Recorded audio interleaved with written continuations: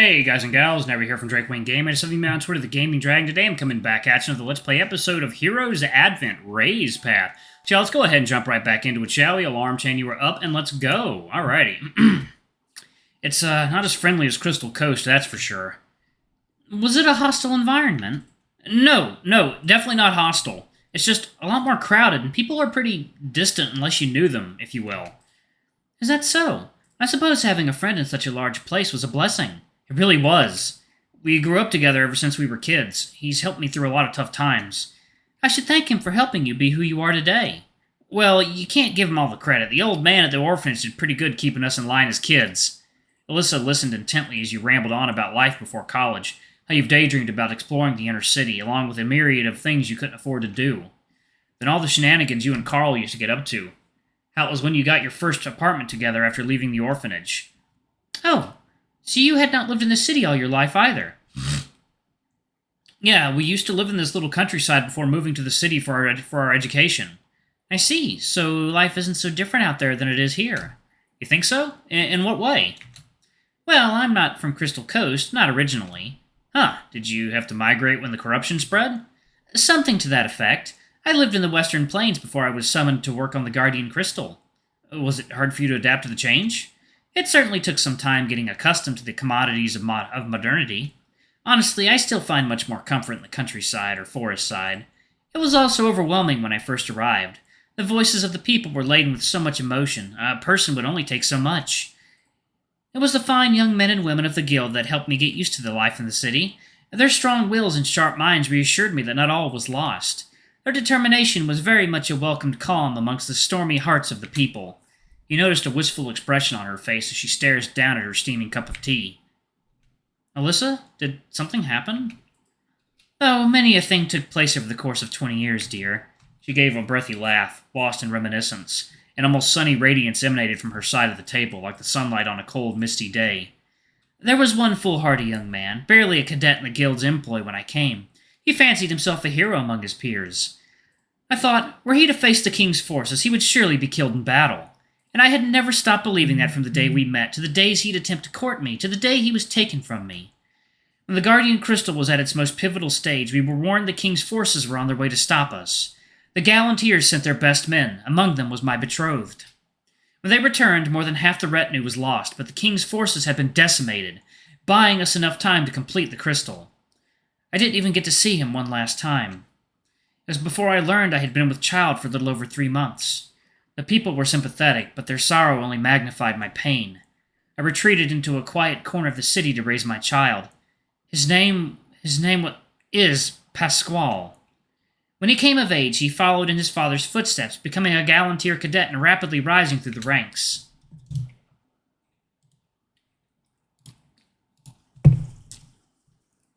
His father would have been so cross to see him complete the training in such a cavalier manner. She paused to release a quivering breath. It was only then that you realized her hands had gripped tightly to the tablecloth. We had made great strides in learning about the king and his powers. Many mercenaries from the guild had gone and returned. Not from battles, but reconnaissance missions. He was assigned to one such excursion. It took everything within me to beg him not to leave. He reassured me that these missions were much simpler than a simple combat. He vowed he'd return to me, but that was 3 years ago.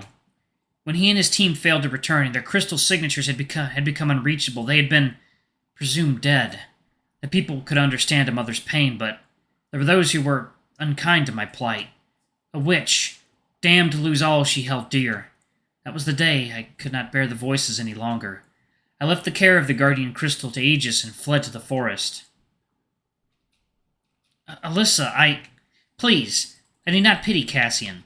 I say all this to you so that you be careful.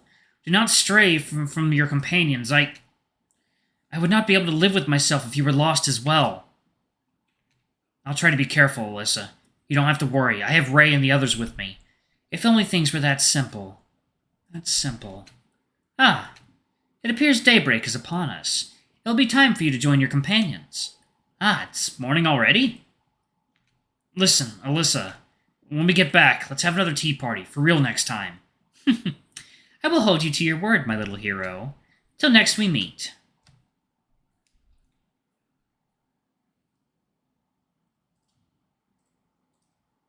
You woke up to the sound of the alarm. The sun was already rising from behind the mountain range. Alyssa? Pasquale. How many other families like theirs have been torn apart by the king's tyranny? With a soft sigh, you switched off the alarm before hopping off the bed to begin your morning routines, ending with a warm shower to wash off that somber thought. After returning from the bathroom, you heard the crystal communicator beeping from your nightstand. Going over to it, you answered it immediately, hearing a static-laced voice on the other end. Hello? Morning, sunshine. Did you dream about me last night? Well, I kind of wish I did now that you mention it. Ha! Hopefully something kinky. Ray, come on! Sorry. Oh yeah, why don't you come down to the honeysuckle? We're gonna have breakfast before leaving. Demi's orders. Ah, sure, I'll be down in a minute. I saved us a booth for all of us. You can't miss it. I'm there after all. I guess so. Can't take my eyes off of you after all.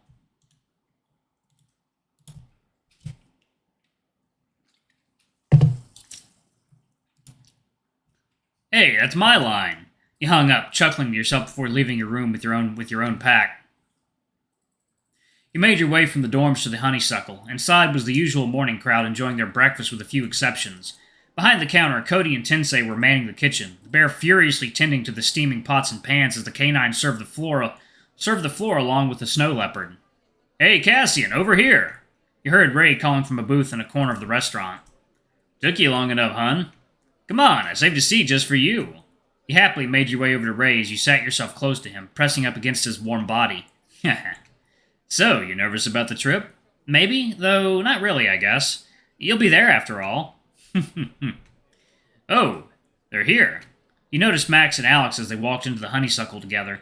You both waved at them to let them know you were there. Cassian, Rye, good morning. Max, Al. Morning.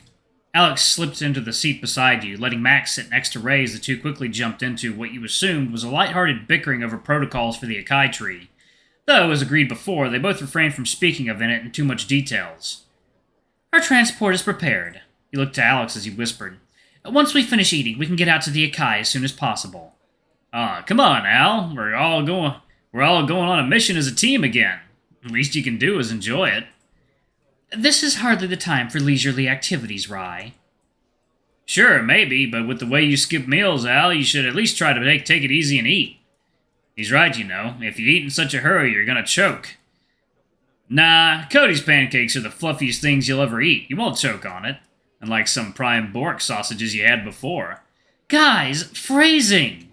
The four of you got into a rowdy argument over Ray's innuendo, clearly having fun and getting a rise out of the rest of you. Thankfully, Cody and Tensei arrived at the table. The bear was balancing a large stack of pancakes in each hand. The canine chef was right behind him, carrying a tray of silverware and an assortment of jars. Quite the lively party. Quite the lively party. You have some rather spirited companions, boss. Whoa, that's a lot of pancakes! You weren't kidding. I suppose it helps to stay well fed before the travels. Yep. Nice, Cody. You really outdid yourself. Oh, well, thanks to Cassian's help, it made it easier to get things done. I even had enough time to get some extra cooking done before the trip. Nice going, Cassian. Thanks. Ray reached over to take one stack from Cody, letting him place the other stacks onto the table. Turning around, he took the plates and cutlery from Tensei, setting them out to everyone, placing the jars of sauces and jams across the table. I can take care of things from here, boss. You just enjoy your breakfast with your friends. Thank you, Ten. Help yourself to breakfast when you get a chance.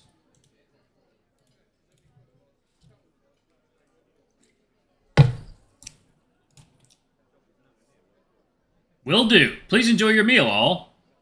The German Shepherd gave a shallow bow, taking the tray with him back to the kitchen. Cody finally joined the group, sitting next to you as you scooted aside to make room for him. All right, these are my favorite Marslow pancakes. They're extra fluffy and creamy. For toppings, we've got Malvic syrup, spring honey, and straubin, blackberry, and prickleberry jams. Looking at the others, you weren't quite sure if anyone heard the bear, as they had already begun digging in, serving their portions onto their plates. The table had broken out into a frenzy as hands reached around for toppings and sides, piling their plates high with savory sweetness. Max stacked his plate high with pancakes, a generous helping of Boric sausage and bacon on the side, all covered in a conservative drizzling of syrup. Ray had taken a more modest step. Sorry, y'all. Ray had taken a more modest stack of pancakes, although anything looked modest compared to Max's tower. The crown jewel of his stack was the multicolored pool of jams he carefully portioned out from each jar. Unsurprisingly, he had taken his own share of Boric sausage on the side. Even more unsurprising is the teasing look he shot at you as he caught you eyeing the sausage pile. Don't worry, Cassie, and I'll save some sausage for you later. That's okay. I'll have whatever's left. Alex had a similarly short stack, maybe 2 or 3 high, and all of it swimming in a syrup swamp. You wrinkled your nose, contemplating not only the excessive sweetness, but also the sogginess of those pancakes. You almost felt sorry for them, even. Cody, on the other hand, waited until the end when everyone else had finished serving themselves before he noticed you hadn't taken any yet. Are you not hungry, Cassian? I was actually waiting for everyone else to finish first. Please go ahead. The chefs eat last, after all. Are you sure? Of course. Eat up. Let me grab some pancakes for you, hun. Ray quickly grabbed your empty plate and began putting on another stack. Ah, thanks, Ray. You grabbed your plate after the dragon put another stack on top. Hey, don't take all the blackberry jam, Rye. Save some for me, too. Oh, sorry, Al. Didn't think you wanted more sweet with your sweet. And what's wrong with that? The syrup and the jam taste best this way, I'll have you know. You and Ray then took turns teasing the feline over his soggy pancakes with the blackberry jam lumping up inside the syrup. After a while, he started ignoring you both, angrily eating his pancakes with a blush on his face. Seems like he couldn't handle the double team. All right, it's fine, guys. Oh, wrong voice, okay. All right, it's fine, guys, really. If we run out, I can have more brought to the table for us. Heh, that's why you're the best, Cody. I suppose there's no argument in that. Oh, speaking of which, would you like some more jams for your pancake, Cassian? Ah, sure, that'd be great. Well, do leave some blackberry jam for Alex or he'd get angry again. As you should. Once all you cleaned your plates, you joined Cody in stacking the plates and cutlery back onto the tray.